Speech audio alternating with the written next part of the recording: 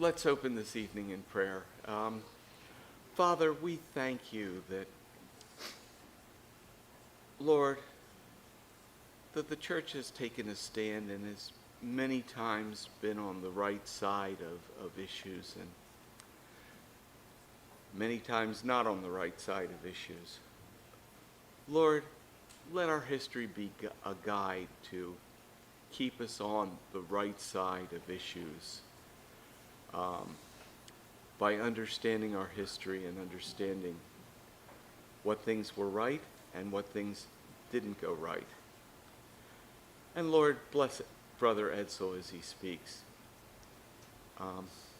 Bless the rest of this evening in Jesus' name. Amen. Amen. Okay, so I can just go like that, right? Okay, very good. Okay, Mennonites and slavery. You know, when Jerry asked me to do this, when I thought, oh dear. But I had this habit of saying yes to things, so I said, okay.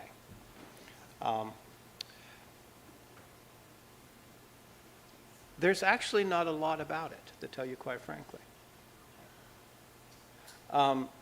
During the 18th and 19th century, Mennonites didn't produce, or at least there's not left, a lot of documents. Most of what you know about Mennonites is where they lived and what property they owned and who they gave their, who they willed their property to, and so on. We don't actually even know for sure whether some people are Mennonites or not. You know, we kind of go with family names and make a supposition that somebody is Mennonite or not, because they weren't keeping membership lists or anything like that. And so in some sense, when we're dealing with the 18th and 19th century, which is the period in which Mennonites were, well, the last part of the last couple decades of the 17th century, is the period of time in which Mennonites and slavery were here in North America together. But as Jerry already mentioned, slavery was an institution that had, well, slavery is an institution that goes back to ancient times. North America had this very peculiar institution, as Kenneth Stamp described it, that connected the status of slavery with racial characteristics and so on. It wasn't necessarily that throughout the many years. Oftentimes, slaves were prisoners of war. My wife thought on the way down that I should mention that there were actually Anabaptists who were slaves. In Switzerland, in the 17th and early 18th century, Anabaptists were rounded up and imprisoned, and some of them were sent to the Mediterranean, to the Italian states and so on, and worked as and labored in galley slavery there, rowing ships and so on in the Mediterranean Sea. But the pictures here is a very common, am I not a man and a brother? It's a very common abolitionist image that was developed by Josiah Wedgwood, who was a well-known potter. And this thing was reproduced many, many times in print, in pottery, as medallions and so on. And its basic message is, you know, the question is, am I not a man and a brother? And is it justifiable, it poses the question, is it justifiable to treat me as chattel, as property?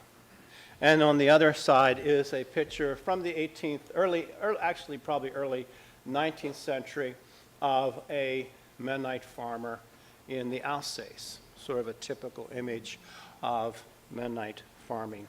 That would have still in North America been very similar. Now, the one thing I have to talk about, I have to start off talking about, is a place where Mennonites were not involved. Okay? and that is the 1688 protest against slavery. The reason I have to talk about this is because starting probably in the 1870s, some people who were not Mennonites anymore, who hadn't been Mennonites, but their ancestors had been Mennonites, and they were kind of indulging in, how shall we say, some ancestral glorification and so on like that. And they came up with this, idea that the 1688 protest against slavery was a Mennonite protest against slavery. A myth which still has currency today. In fact, a year or so ago, I was doing some research on the internet about the 1688 protests against slavery, and I came across this man's blog. He referred to the Mennonite abolitionists, the original social justice warriors. I thought, now that is a really curious thing. First of all, they weren't Mennonites, and I doubt even the men who were involved in this thing would have perceived themselves as being like 20th century or 21st century social justice warriors. So I need to talk, first of all, about this protest against slavery, because it has been repeatedly billed or described as a Mennonite protest, and it was not. It was a Quaker protest. This picture is an image of Tunis Kundrad's house, where in 1688 a group of Quakers met. They held meeting in his house in Germantown, Pennsylvania. They were German-speaking Quakers. Okay, they were German-speaking Quakers, and they held meeting here, meeting for worship, and they were concerned about, some of them had come in 1683, some later on. They weren't here very long, and they noticed the existence of chattel slavery, and they were concerned about that. And so they drew up this minute. In a sense, we would call it sort of a petition. And this is a picture of the front and the back of the document. And it is still in existence. I think if you go to Haverford College, to the Quaker collection at Haverford College, they will be glad to show it to you. All right? This is a Quaker, not a Mennonite protest.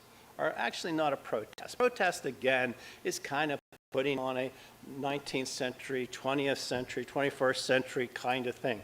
It's what Quakers would have referred to as a minute or a query, a question, that they thought the larger Quaker community should address and come to some conclusion about.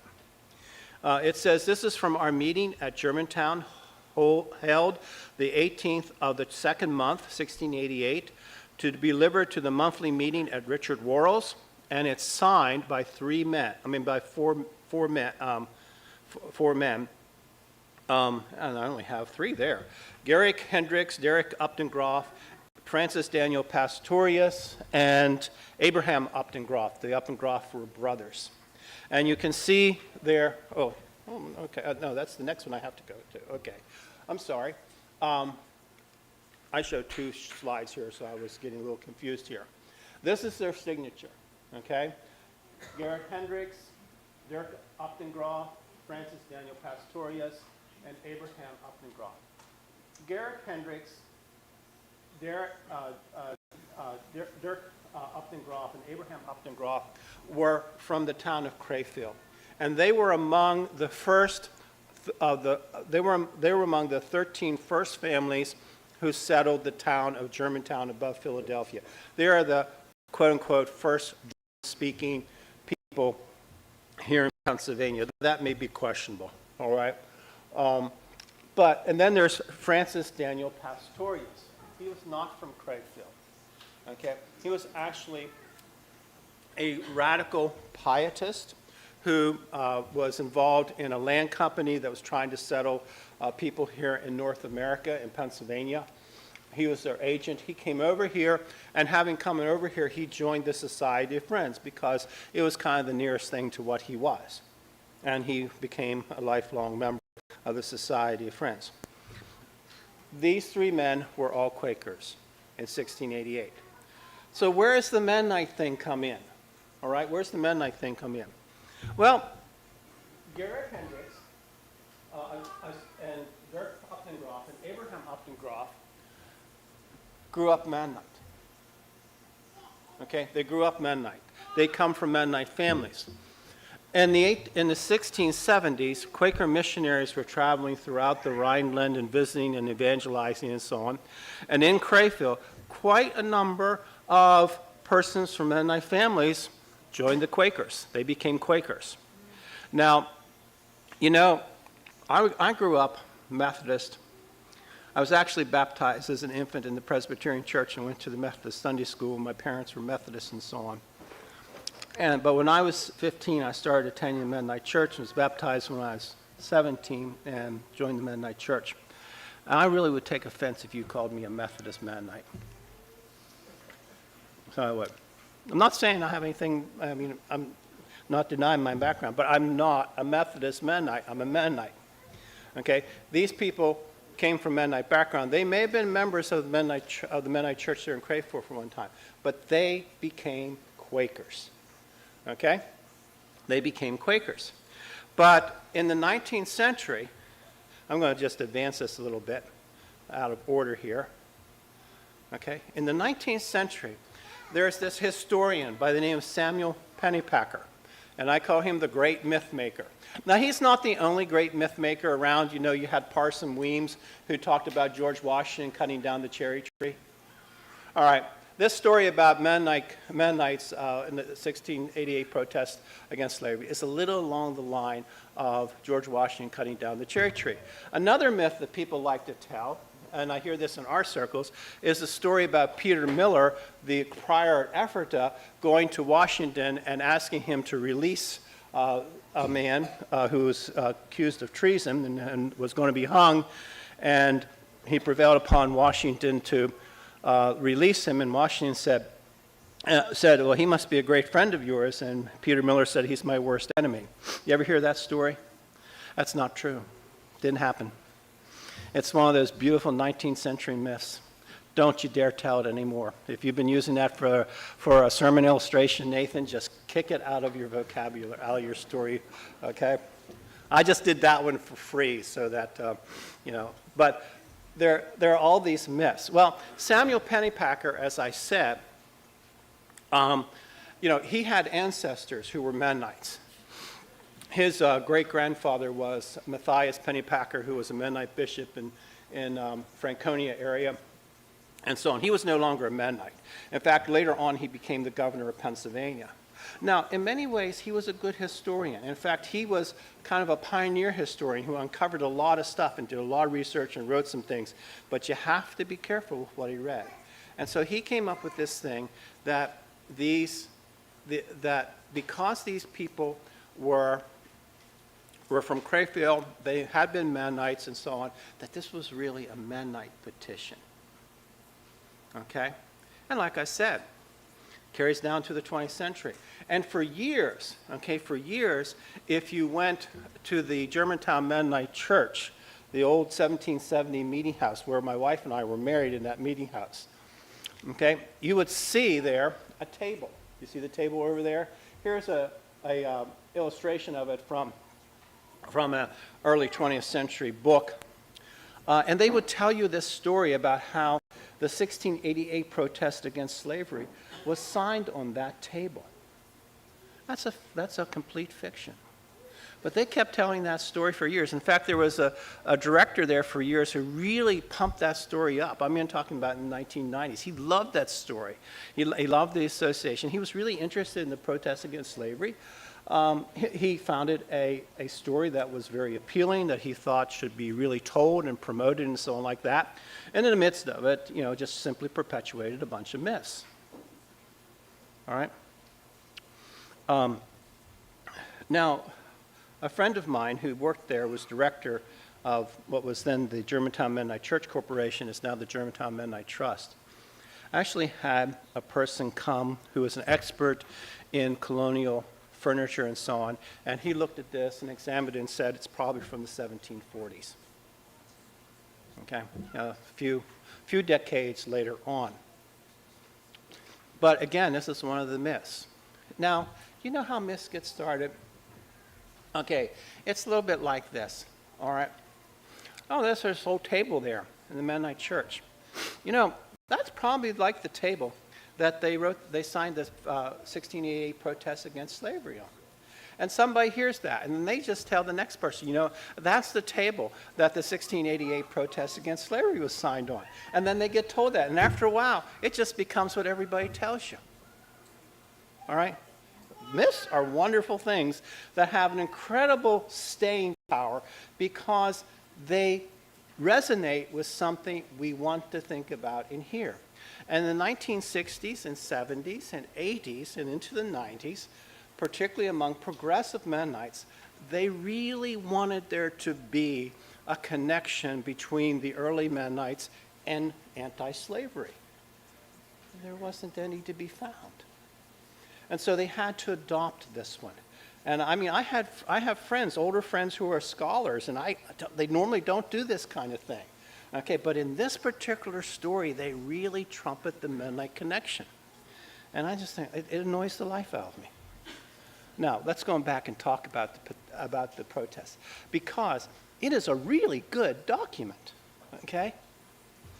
All right. Now, you'll notice this is to the monthly meeting held at Riegert. Oh, by the way, when you see the thing that looks like a Y there, that's simply an older letter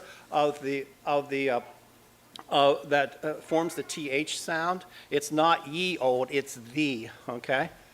This is the monthly meeting held at Riegert Worlds. These are the reasons why we are against the traffic of men bodies as follows. Is there any that would be done or handled at this matter, visa to be sold or made a slave for all the time of his life? And so he's asking the question, would any of you like to be bought and sold and made a slave for the rest of your life? No, they don't think they would. How fearful and faint-hearted are many on the sea when they see a strange vessel, being afraid it should be a Turk, and that they should be taken and sold for slaves in Turkey. Now what is worse? What is this better done as Turks do? Yea, rather it is worse for them which say they are Christians. For we hear that the most part of such Negroes are brought hither against their will and consent, and that many of them are stolen. Now, though they are black, we cannot conceive there is more liberty to have them as slaves as it is to have other white ones. There is a saying that we should do unto others as they would have them do unto you. Now, my slate got caught there. Here is the liberty of conscience, which is right and reasonable. Here it ought to be likewise liberty of the body. So he's talking about here in Pennsylvania, one of the reasons these folks have come to Pennsylvania is because there's liberty of conscience. They can worship God as they want to. They can buy property. They can prosper and everything like here. And so they're asking the question, well, this place is known for being a place where there's liberty of conscience. And there ought to be likewise liberty of body. Basically what they're saying is that people should be able to possess their own bodies. Okay, except of evildoers, which is in another case. And so they're saying, yeah, unless somebody's done something that's wrong, they have broken a law, they've killed somebody, they've stolen, they're not ruling out the possibility that somebody should be put in prison and punished for that. But to bring men hither or to rob and sell them against their will, we stand against. In Europe, there are many oppressed for conscience sake, and here there are those oppressed which are of a black color. And we who know that men must not commit adultery, some do commit adultery in others, separating wives from their husbands and giving them to others, and some sell the children of these poor creatures to other men. Oh, do consider this well, you who do it, if you would be done at this manner, and if it is done according to Christianity. You surpass Holland and Germany in this thing. This makes an ill report in all those countries. Truly, we cannot do so except you shall inform us better hereof, that Christians have liberty to practice this thing. Pray, what thing in the world can be done worse toward us than if a man robs or steals us away and sells us for slaves to strange countries, separating husband from their wife and children? But now this is not done at this matter, we will be done at. Therefore we contradict and are against this traffic of men's bodies, and we who profess that it's unlawful to steal must likewise avoid to purchase such things that are stolen, but rather help to stop this robbing and stealing if possible. And such men ought to be delivered out of the hands of the robbers and made free as well as in Europe. Then is Pennsylvania to have a good report instead it has now a bad one? for the sake in other countries, especially where the Europeans are desirous to know in what manner the Quakers do rule in their province, and to most of them do look upon us with an envious eye. But if this is done well, what shall we say? So their basic argument here is that, and one thing that's really interesting is this reference to the Turk, because in the Mediterranean region there were Turkish ships, some of them just simply pirates and so on, and they would raid quote-unquote Christian shipping, and they would carry off captives into slavery and sell them into slavery. And he says, well, among the Europeans, who's not fearful when they see a ship? Is it going to be a Turkish ship? Is it going to be a Muslim ship? And are they going to capture us and take us into slavery? I mean, there were lots of people who were captured, lots of Europeans were captured and taken to slavery during these years. All right, now I'm going to just skip away through that. And what shows that this is not a Mennonite document, and that's a thoroughly Quaker document, is because, first of all, it's written from a Quaker meeting, and it's sent to the monthly meeting, which is, the Quakers had and still have a hierarchical structure as far as their organization. You have meetings for worship, and then you have monthly meetings, you have quarterly meetings, and then you have yearly meetings. And they're named that because a monthly meeting has a business meeting once a month in which they process things and make decisions and so on. And then the next level is a quarterly meeting, which meets 4 times a year. And then you have the yearly meeting, which incorporates all of the meetings within a region, and it meets once a year. And the yearly meeting is the final decision-making body, okay? But what happened normally, if among friends, if they thought that something needed to be addressed in their society, it could start at the lowest level, and they could send a query to the monthly meeting, and the monthly meeting would think about it, and they would say, okay, and then they would say, well, what should we do with this? Well, if they thought it was too important for them to work with, they would send it up to the next level, to the quarterly meeting, and then if the quarterly meeting looked at it, and they said, oh, that's not really something we can make a decision about. That's something the whole society has to look at. Then they would send it up to the yearly meeting. And that's exactly what happened here. All right? It was set up to the monthly meeting at Dublin on 2nd month, 1688. And they said, we find this too weighty of an issue. We cannot meddle with it. We have to send it up. All right? And then it was read in the quarterly meeting in Philadelphia in 4th month of 1688, and from thence was recommended to the yearly meeting. And notice what the yearly meeting said. It being a thing of too great a weight for this meeting to determine, they basically set it aside. So basically what they're saying is this is too controversial. There are too many Quaker slaveholders in Pennsylvania. We cannot address this question. And so they set it aside. And it was forgotten about.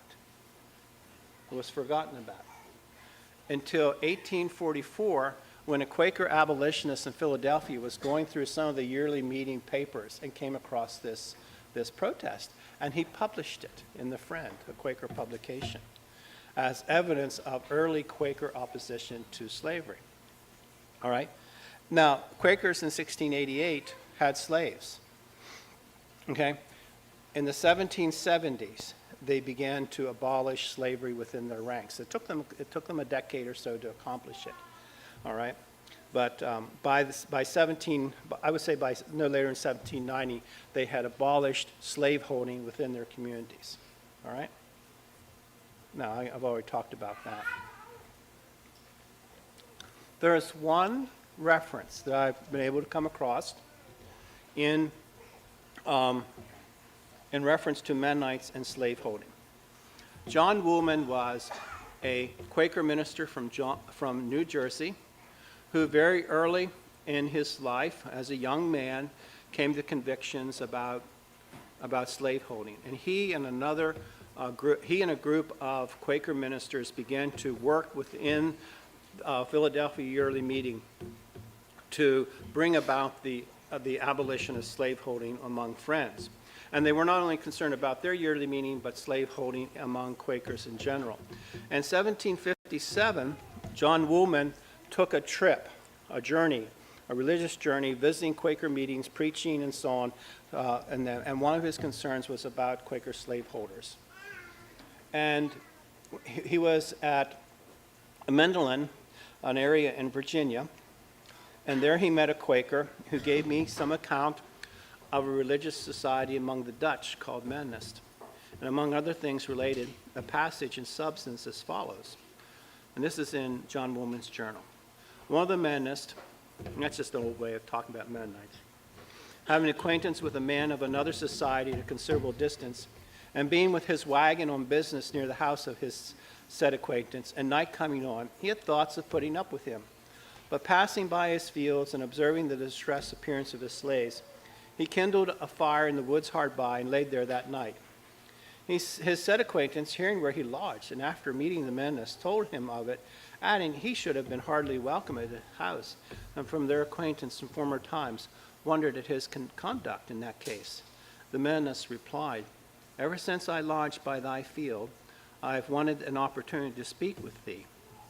I had intended to come to thy house for entertainment, but seeing thy slaves at their work, and observing the manner of their dress, I had no liking to come to partake with me. He then admonished him to use them with more humanity. Okay? As far as I know, that's the sole reference to any Mennonite position about slavery in the 18th century. Again, that simply reflects the paucity of records, right? But moving on, about 80 years later, in 1837, a Virginia Mennonite Christian Burkholder wrote a series of 9 reflections on various theological issues. It's a book actually well worth reading. The first part of it is a translation of Peter Van Twist's 33 articles, Confession of Faith, 33 articles, which you can find in the Martyr's Mirror. But then the second part of it are these 9 reflections upon various points. And in his reflection on baptism, he talks about what candidates are eligible for baptism and what kind of persons they should be. And he says, they must also be honorable and upright in all their dealings with men, taking no advantage of any, and walking wisely with those who are without, avoiding foolish talking and jesting which are not convenient, and all manner of corrupt communication should not proceed out of their mouth. But their speech must be with grace, seasoned with salt, that they may know how to answer every man, and thus give no offense to any, be either within or out of the church. And moresoever, as all are free in Christ, they must take no part in slaveholding or in trafficking with them in any wise. Neither should any members exalt themselves above the others, but in lowliness of mind, let each esteem other better than themselves. So there's a very clear statement in the 1830s in Virginia that Mennonites were not to hold slaves, and they were not even to have any dealings with slave trafficking in any kind of way. Now, the thing to keep in mind is that in the 19th century, Mennonites were in Pennsylvania. Most Mennonites were living in Pennsylvania. There was a small community living in Washington County, Maryland. And then there was a somewhat larger community than that living in the Shenandoah Valley. Okay? Both Washington County, Maryland was still a slave state, and Virginia was still a slave state. Pennsylvania in 1790, in its new state constitution in 1790, provided for the gradual emancipation of slaves. And what that basically said was that anybody born after this particular date was free, no matter the status of their parents. Okay, anybody born before that, who I think had to be under the age of 45, would need to serve an indentured servitude until the age of 28. So if you were born in 1789, okay, and when the law was passed in 1790, you were going to be serving for another 27 years. Okay, so let that take you about 1817 or something like that. You would still be in a position of indentured servitude, basically, and for all practical purposes. So there are some, slavery does still continue to exist in Pennsylvania for about 20-some years after that, after the gradual emancipation was done. The other thing, though, is that they did not, they put an upper age level on it because actually, in some degree, as the scripture says, the tender mercies of the wicked are cruel, but in some degrees because they didn't want slaveholders to cast out their older slaves and leave them destitute. Part of that was because they didn't want them to become public charges, And so slaveholders who had older slaves were still expected to take care of them even as they aged, and so on. All right. But Virginia still was a slaveholding state. Now, in 1864, toward the end of the Civil War, this is Virginia. There are extant minutes or summaries of the conference meetings that the Virginia Mennonite Conference had starting in the early 1860s. And in 1864, the subject of hiring slaves was introduced by Bishop Gill.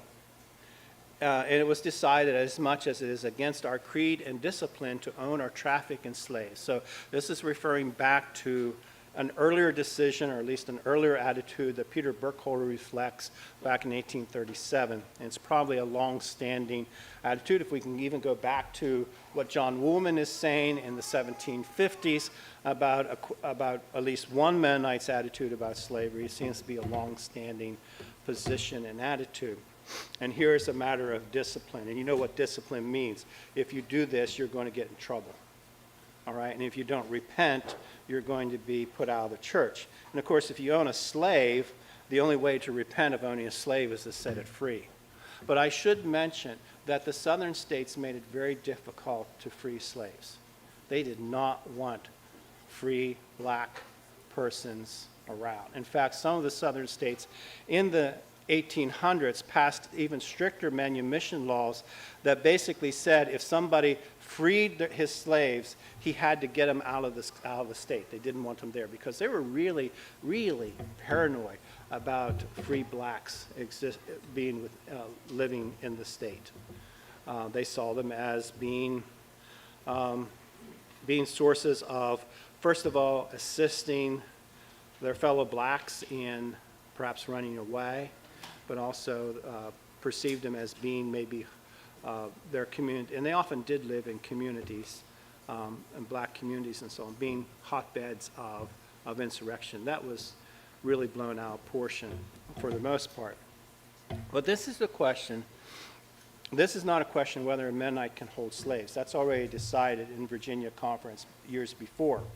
Okay, the question here is whether a brother can hire a slave to do work for him. And it was a very typical thing among slaveholders, particularly in places like the Shenandoah Valley, for them to hire out their slaves to work for somebody, and then of course the slave owner would get the wages that the slave had earned.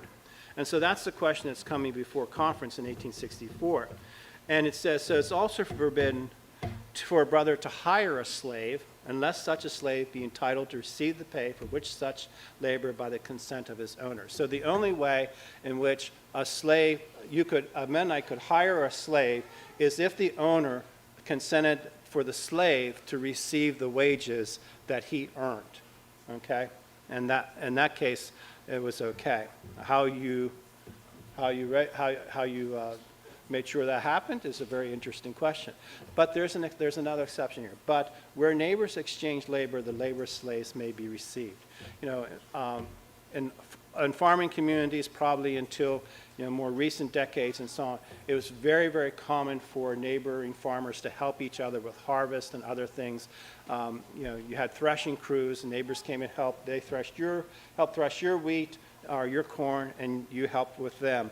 And so the question is there, what about slaves? Can if a man has a slave and he sends him over to exchange labor, you know, we've been over to his place, helped him thresh his wheat, now he's sending one of his slaves over to help us thresh our wheat. And in that particular case, they said, okay, that we'll accept that. Okay, that if it's, I think the idea of money being exchanged and somebody not getting the reward of his labor was very problematic for them. Now, that's in Virginia. I want to then go to Washington County, Maryland, which again is one of the areas where Mennonites live, which is still a slave-holding state before 1865. All right? And when I was working on the book Building on the Gospel Foundation, the Mennonites of Franklin County, Pennsylvania, Washington County, Maryland, I came across reference to this man by the name of Tobias Miller. It's Washington County, Maryland. He comes from a family, a Mennonite family, there in Washington County, Maryland. His parents, Jacob and Elizabeth Miller, had moved from Lancaster County to Washington County in the 1790s, bought a farm in the Edsel Burge area, which is east of Hagerstown, Maryland, and had several children. And one of their children was this man by the name of Tobias Miller. And in 1822, there must have been something wrong with the Millers' well or whatever, but a whole bunch of them got typhoid fever and died, including Jacob Miller Sr. and some of his children, including his son Tobias.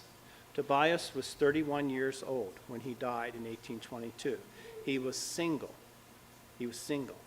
And he owned 7 slaves. 7 slaves. A woman and her 6 children. Okay? And her name was Lucy, or maybe just Lucy, Dunmore, age 28. She's described as a mulatto, which meant that she was lighter skinned, lighter color. And she had 6 children between the ages of 11 and 2. Now, I don't know about this Tobias Miller. Okay? He's definitely, his parents are Mennonites. The question I have, is he Mennonite? Probably not. Probably not. He never married. Now, this is just pure, unadulterated, unfounded speculation, okay, on my part, all right? He's a 31-year-old man, single young man. He owns a 28-year-old mulatto woman, and she has 6 children between the ages of 11 and 2. I don't know for sure. In fact, I don't know at all if it would be the case. But it would not surprise me if these are Tobias's children. Okay? I mean, that's a lot of slaves to own for one man. Now, most of them are minors. Okay? He dies, 1822, typhoid fever, and here are these 7 slaves. What happens to them? Well, he doesn't leave a will, and so his estate goes into, goes into a testate, and he has an inventory of his estate is drawn up, and then of course his heirs are enumerated, and his heirs are his brothers and sisters, okay? And they become the heirs, the owners of these 7 slaves, okay? Lucy Dunmore and her 6 children. And so what are we going to do with them? Well, let me see here.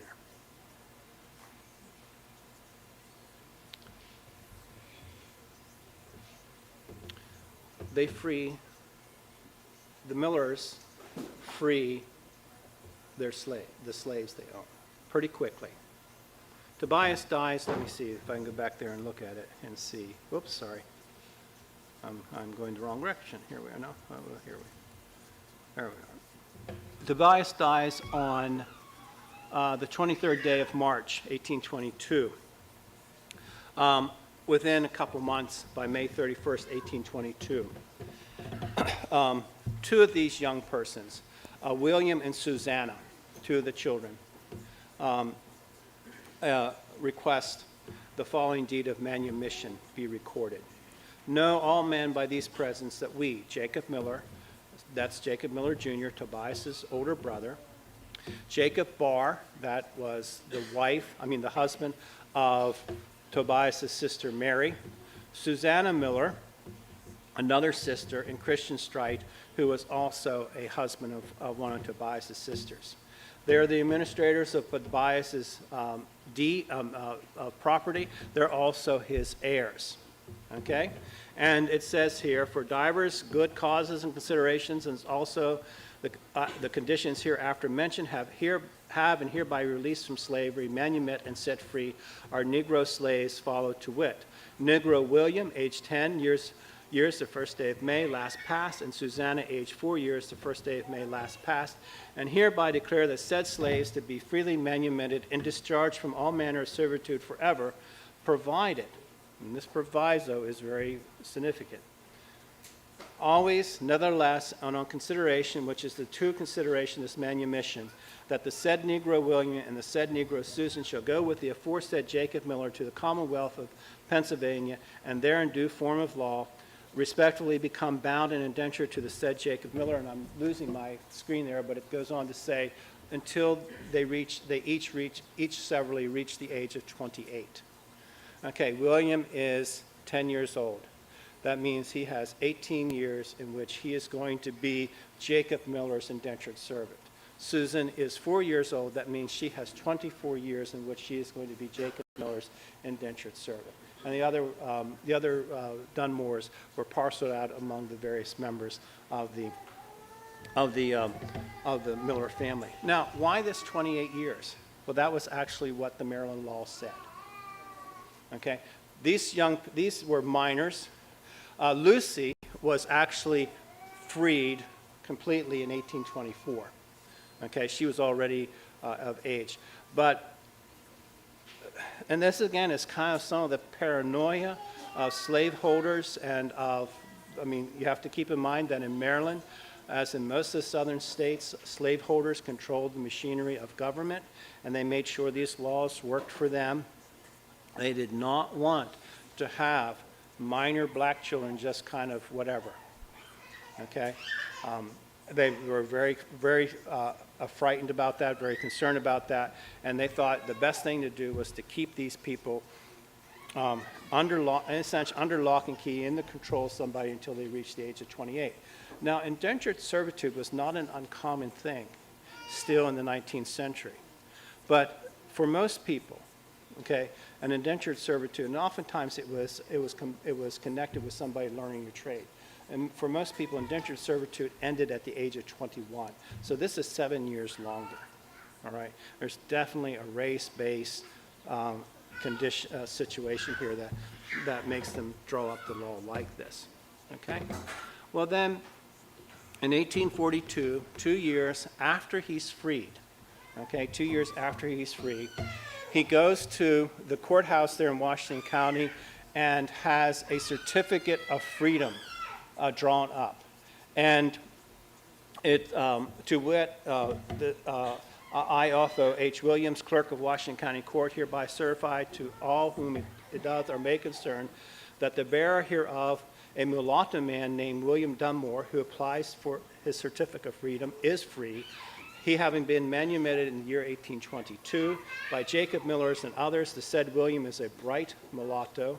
I'm not sure what that means. Maybe it means he's a very light-skinned mulatto.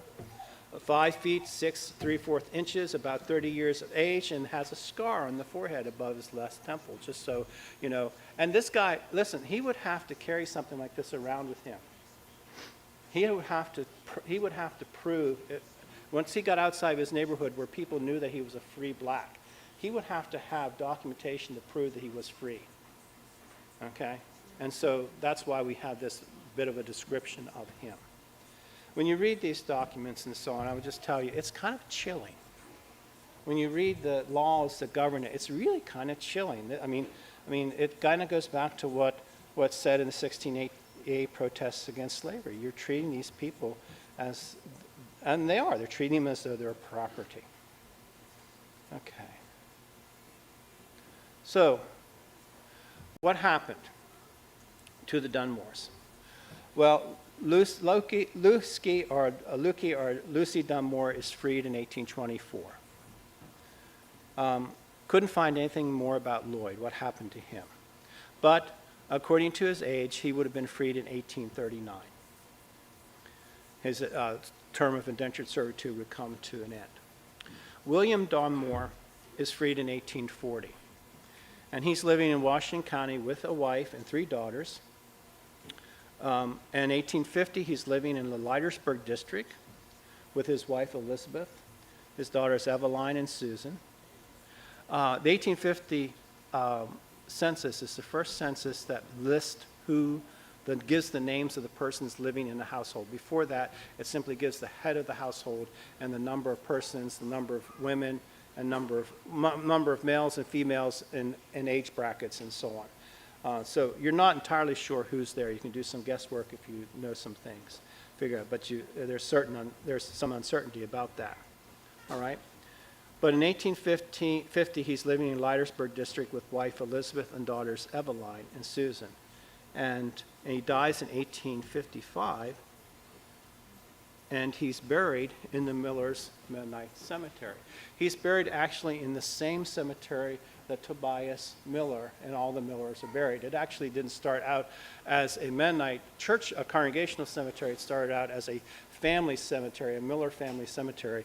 But in 1835, the Mennonites built the first meeting house there. It was a stone meeting house, stood there as the first meeting house until 1927, when the current meeting house, this was torn down, and the current meeting house was erected. And they weren't erected on the same spot in the plot. This is actually, today, if I understand right, if you go there, it's actually kind of, the cemetery sort of surrounded it. Today, if you go to Miller's Mennonite Church, the church house is up here, and the cemetery is kind of over here. But again, it started out as a family cemetery, and then once the meeting house was built, it became a congregational or a church cemetery. Let's go on back here to what happened to the Dunmores. Elick Dunmore, his term of indenture came to an end in 1842. However, I can't find much about him, but his wife Susan heads a household in 1840. That's before he's freed. Okay, that's before his indenture comes to an end. And so she considered the head of the household because she is free. That's a supposition, but it's a reasonable supposition. But then she is buried at Miller's Mennonite Cemetery with the rest of the Dunmore, with the other 2 Dunmore burials there. Adam Dunmore is freed in 1845, or I should say, his indenture of servitude was to end in 1845. In the 1840 census, there is a young black man living in Jacob Miller's house whose age fits Adam Dunmore. So he may have been living with Jacob Miller in his household in Leitersburg in 1840. But sadly, he dies in 1844, a year before his term of indentured servitude comes to an end, and he is buried next to his brother William. Or I should say he's buried there, and then later William is buried next to him in the Miller's Mennonite Cemetery. I don't know what happened to Susan. Her indentured servitude would come to an end in 1846. The youngest, Lavina, her servitude would come to an end in 1848. In 1850, she is listed as living in the household of another Mennonite in the area, Abraham Strite, and she died in 1887, but unlike some of her other siblings, she's not buried at Miller's. She's buried at St. Paul's Reformed Church near Leitersburg. You know, all this stuff kind of, when I looked at this whole situation with the Dunmores, and I wrote about it, it's a couple pages in my book, Building on the Gospel Foundation. One of the things I observed is that this is incomplete, the inference is incomplete. What one can say categorically about it is, you know, I can't say that Tobias Miller was a Mennonite. I can't say that he wasn't a Mennonite. I suspect he wasn't.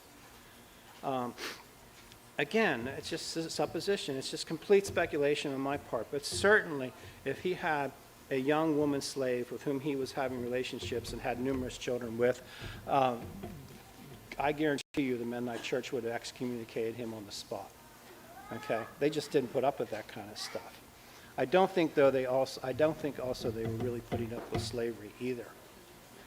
But this is one occasion, it's the only situation I know of a Mennonite family that has some connection with slavery. And the one thing I can say is, a few months after the Miller siblings got these slaves, they made the moves to have them freed, working within the law of Maryland that essentially kept these young people in bondage for quite a number of years. One of the things I should note is that I have found no record, no indication that any Mennonites were involved in the Underground Railroad. Okay? I would imagine that Mennonites probably held to similar racist ideas and attitudes that many of their neighbors would have had. You know, during this period of time, Mennonites didn't get a lot of people from outside of their families who actually joined the church. If they did, it was normally somebody who, maybe a hired person who married, who, you know, found his boss, his employer's girl thought she was pretty nice and decided to join the church. Or vice versa, that kind of thing happened. We had Mennonites coming into the community for those kinds of reasons. And I'm not saying that they weren't genuine, you know, that they didn't actually convert and believe it. But that was normally the evangelistic work that was done in the early 19th century. It was, they kind of married into it. That wasn't going to happen with African Americans. Okay, it just wasn't going to happen. I mean, the 19th century, even among Quakers, who probably had the most advanced attitudes toward race, certainly were anti-slavery, many of them, not all of them, but many of them involved in the abolitionist trade, did not necessarily feel or think that African Americans were their social equals. In fact, there's a very interesting book written within the last 10 years looking at Quakerism, 18th, 19th century Quakerism, and the title of the book is Fit for Freedom, Not for Friendship. Yes, Quakers were going to work for the freedom of slaves, but they were very reluctant to actually incorporate them into their religious communities. I think part of that is 19th century Quakers, like 19th century Mennonites, it was very much an ethnic community, very much a family-based, constructed community. It was a very thick community structure, and that's what I mean by that. The relationships were very intense. They were multi-layered and so on like that. And so they just did not get a lot of people from outside. The irony of it is that when African Americans became Christians and adopted Christianity, they became largely Methodist and Baptist, both groups which of course allowed slavery, okay, permitted slavery. They're white members, other than ordained leaders. In the Methodist Church, a minister was not supposed to own slaves. That actually caused a split in the Methodist Church between the Southern Methodist and the Northern Methodist in 1844. So I find the record of Mennonites in slavery, in some ways, simply because they are applying Jesus' basic rule that you do unto others as you would do unto yourself, that they do make the connection that we would not want to be slaves, and we can't see how these people would want to be slaves either. Okay? So there's that. Okay? I think Peter Burkholder expresses that very succinctly and clearly in his 9 reflections. But they probably were not that interested in welcoming them into their communities as members of their communities. Now, there are accounts of Mennonites in Washington County and also in Franklin County who had they had African American hired help, and they interacted with them. Seems the relationships were good. but they were two separate communities that were not going to integrate. And that was just the reality. Okay, that's all I have, Jerry.